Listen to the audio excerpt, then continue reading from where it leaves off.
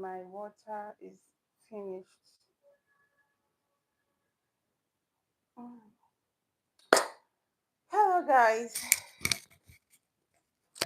How are you guys doing? My water, my water is finished. How are you guys doing? Happy Sunday and happy International Women's Day to all the amazing women out there. To those that are struggling, to those trying to be a woman every day, show up as a woman every day. Happy Women's Day to you all. I wish you joy. I wish you peace. I wish you all the love. I wish you everything you wish yourself. May we keep showing forth stronger, beautiful, gorgeous, amazing all the time. Happy Women's Day to we all. So today, without hold on, I think I need to place this thing somewhere. Yeah. Hopefully you guys can still hear me. I just hope so. So I'm gonna give like I'm gonna give like 2 minutes for you guys to join properly.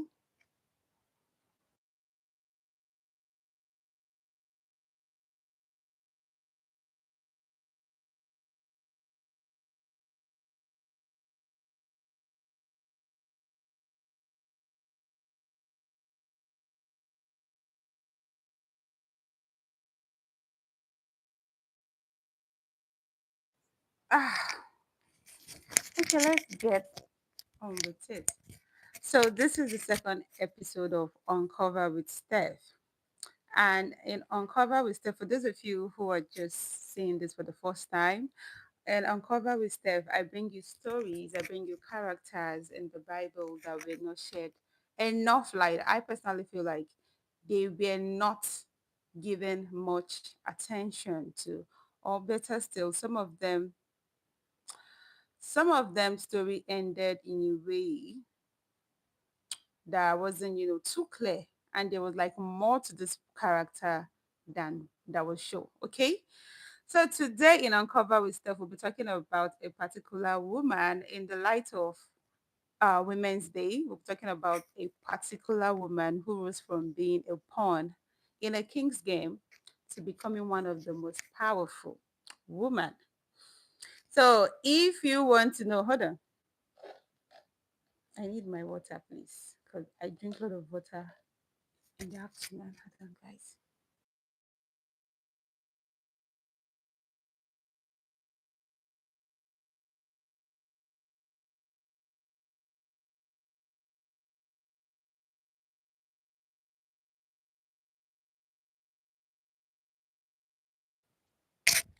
Hi, thanks for joining. Please, if you hold on, I'm getting distracted a bit. I need water.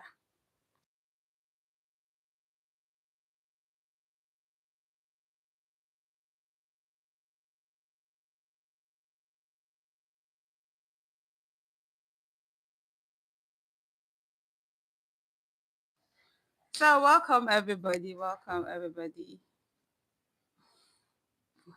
I need my give me.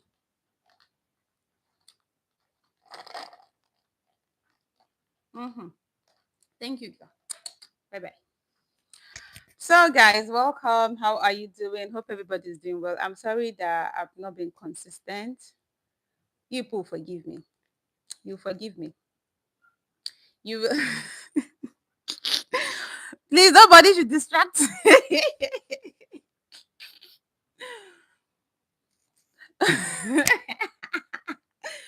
Please, nobody should distract me. Please don't distract me. I beg you. She said I look like a PC member. Wow. Oh, God. Hmm. Welcome, everyone. If you're meeting me for the first time, hope you can hear me clearly because I don't know about this mic. My name is Stephanie, and if you've subscribed, you can call me Steph. You're welcome to my channel. I love you guys. For those of you that have subscribed, though.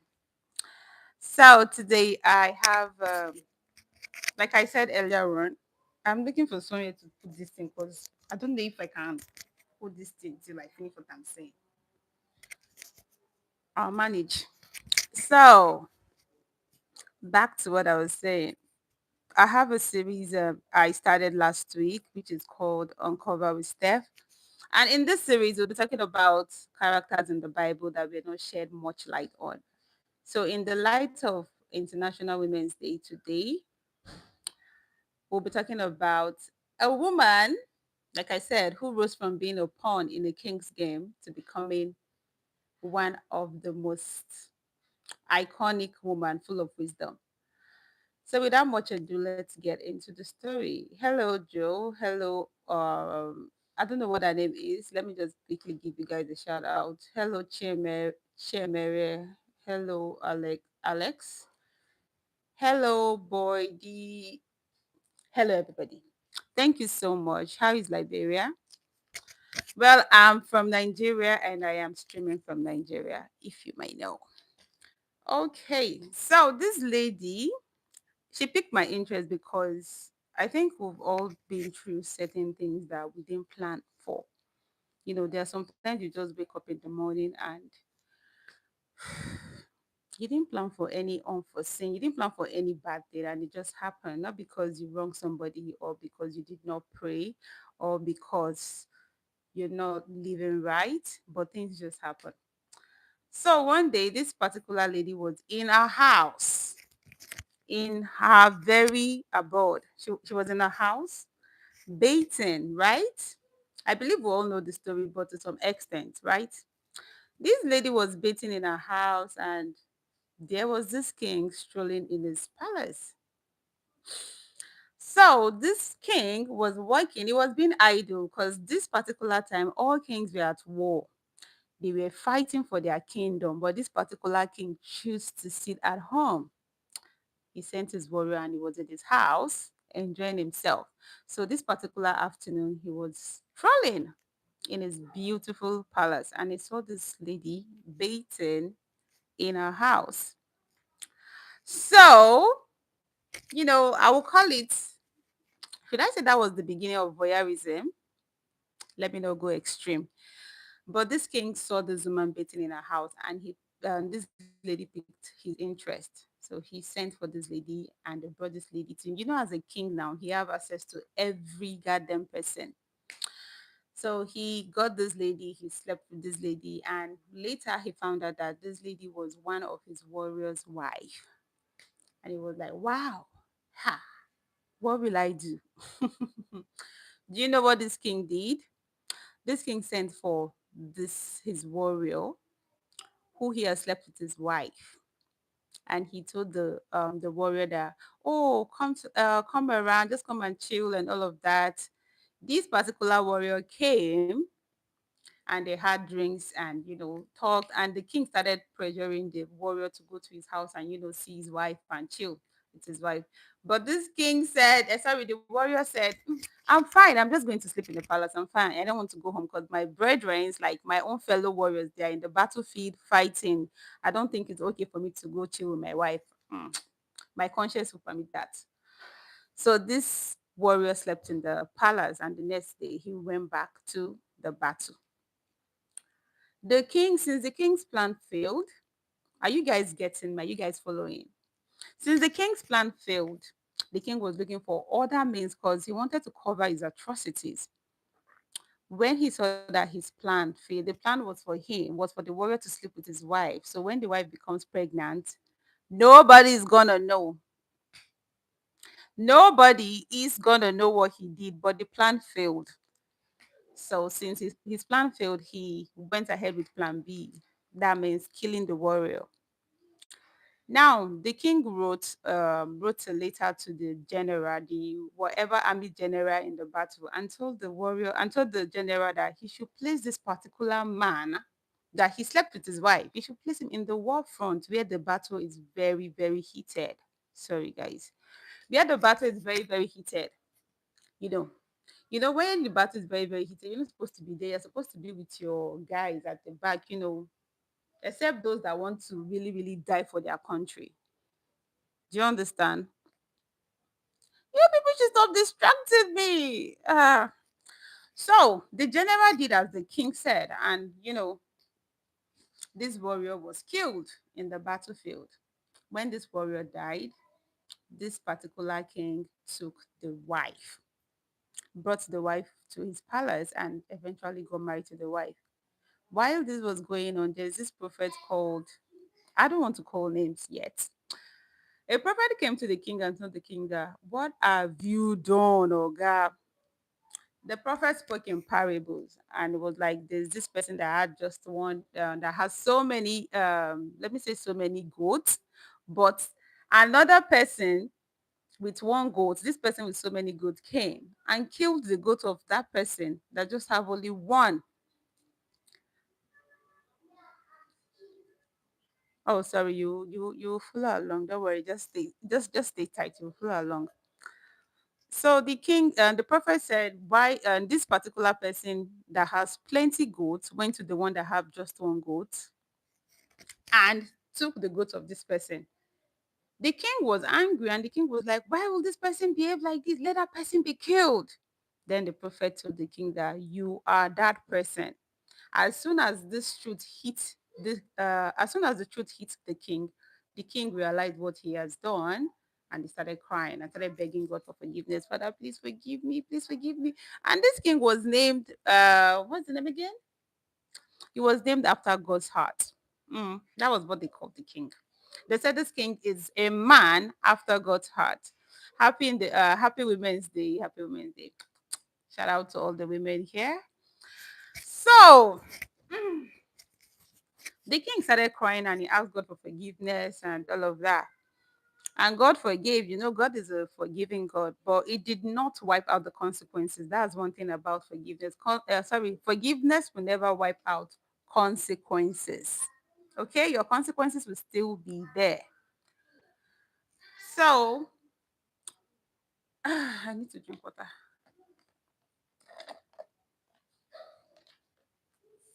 Hello, those of you joining. Hello, thank you for the life. So back to what I was saying.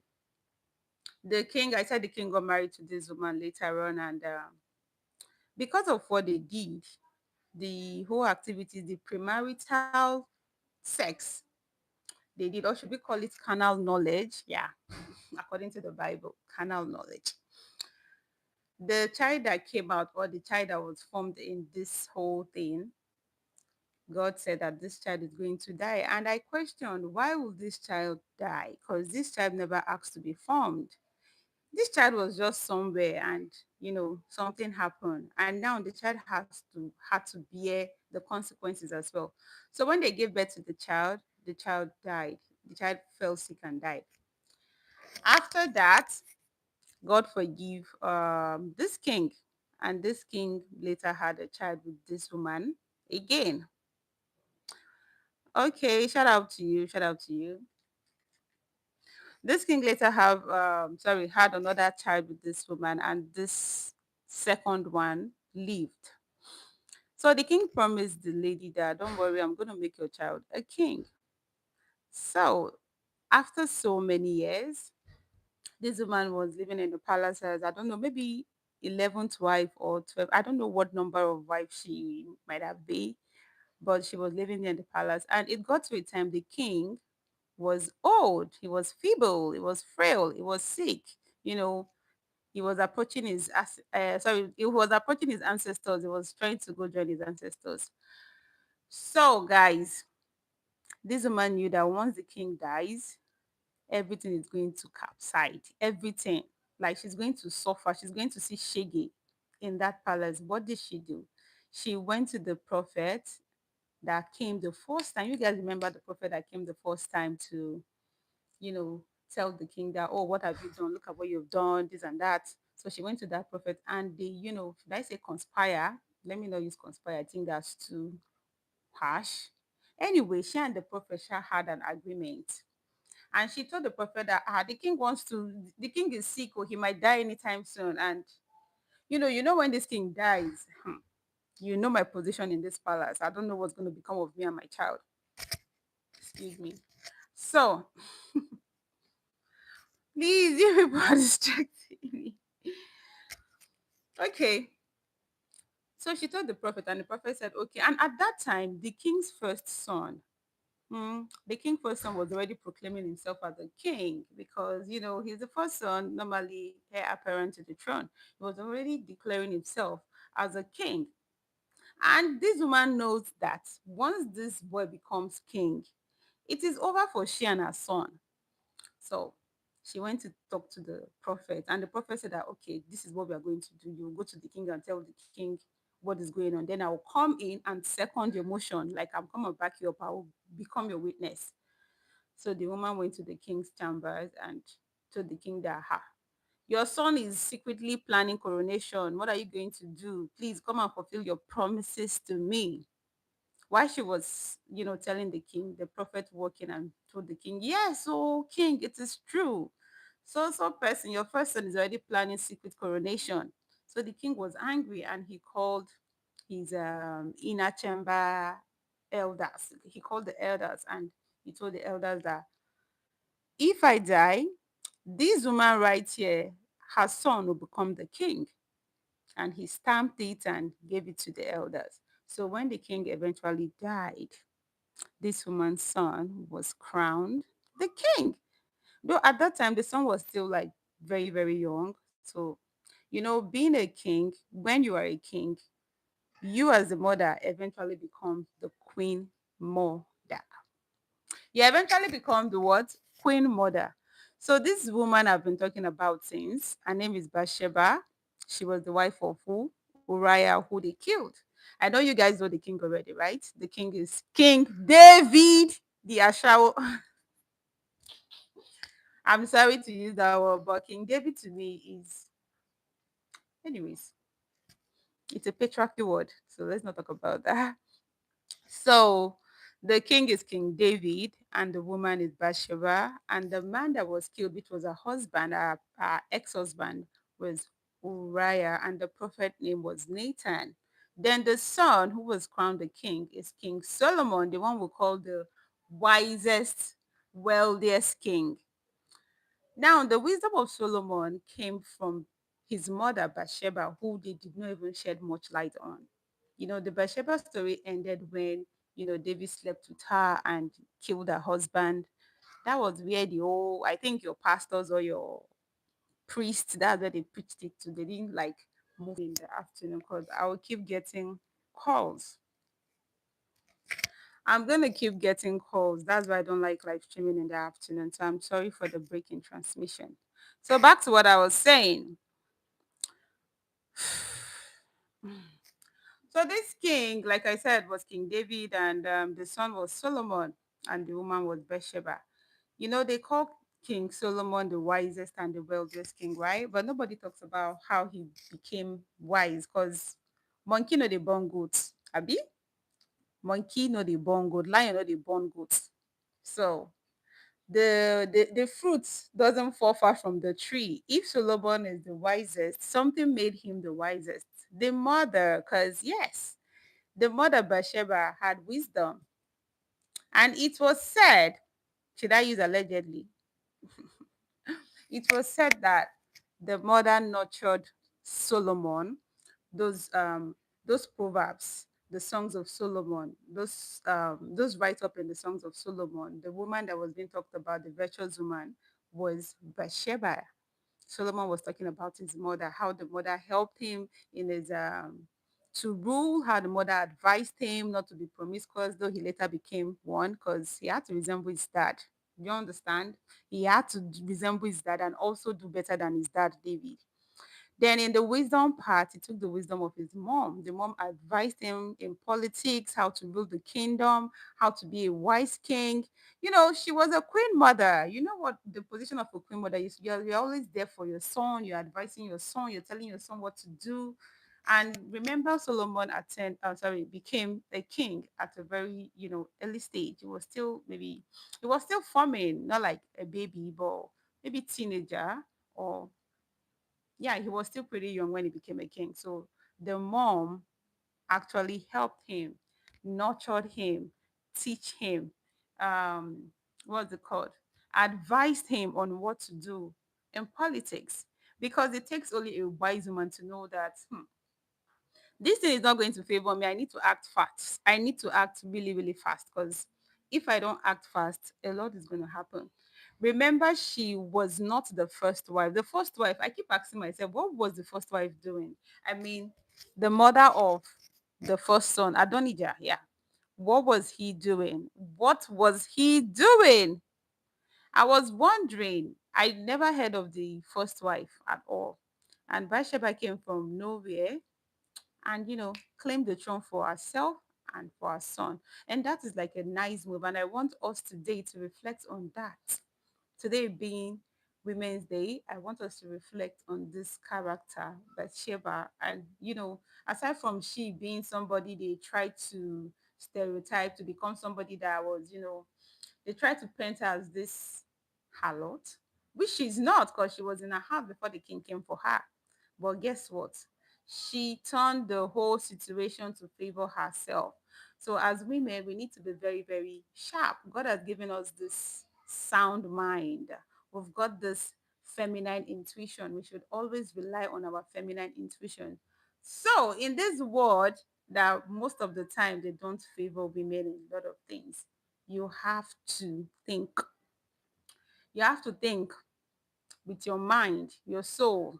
You have to listen to your intuition. You have to, you know, there is like a greater thing inside of you. You need to listen to that. You are not just a woman because you can, because you look feminine or you physically look like a woman. There is a lot you can do as a woman. And I urge all the women listening and who is going to watch this video, please, like I said, I am sorry,